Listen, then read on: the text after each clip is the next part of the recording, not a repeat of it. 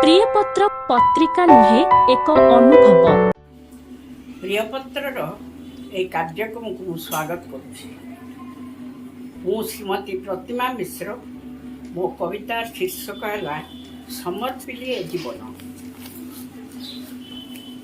नंदीघोष रथे बसिचंती प्रभु, जणाई पड़े दुख, साहा नाई केही एदिन जनर, रखिब पंकज मुख। तुमे मोर प्राणबिंदु, मो बिंदुए जलमात्र, तुमे मोर महासिंधु, तुमे मोर महासिंधु। तुमे सागरे नील उर्मी, तुमे प्रेमर स्रोत, खेलुथाए मो चका भौरी, तुमको अजणा नुहे मोर ए जीवनर अशेष जंत्रणा। झड़र आघाते प्रभु अविरत हुए बाटबणा, झड़र आघाते प्रभु अविरत हुए बाटबणा। सबु जानी शुणी अजणा रहिले केमिति बंचिबी कुह, नदेले नदी और सुख पछे मते नीरवरे काहीं रोह। चालू चालू झुंटी मु पड़िले हाथ धरी मते उठाई दियो, लोड़ा नाही मोर जस पौरुष, कृपा नेत्रे टिके अनाई थाओ, कृपा नेत्रे टिके अनाई थाओ।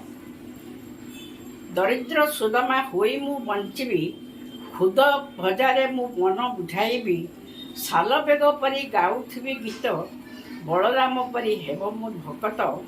मो दुई आखिर ततला लुहरे श्रीपाद मु पखाड़ुथिबी, मोर दुई आखिर ततला लुहरे श्रीपाद मु पखाड़ुथिबी।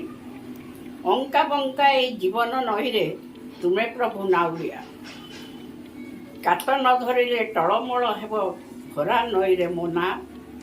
मथा परे तुमे बरद हस्त सबुबेले आउ रही, जन्म जन्म तुम संग पाई प्राण पक्षी थिबो चाहि, जन्म जन्म तुम संग पाई प्राण पक्षी थिबो चाहि।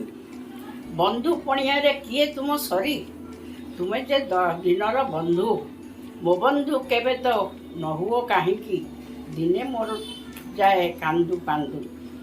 आहे दारु ब्रह्म, हे परम सनातन, तुमे सत्य तुमे धर्म, तुम पादपद्मे प्रभु समर्पिली दुख भरा ए जीवन, तुम पादपद्मे प्रभु समर्पिली दुख भरा ए जीवन। पत्रिका नुहे एक अनुभव।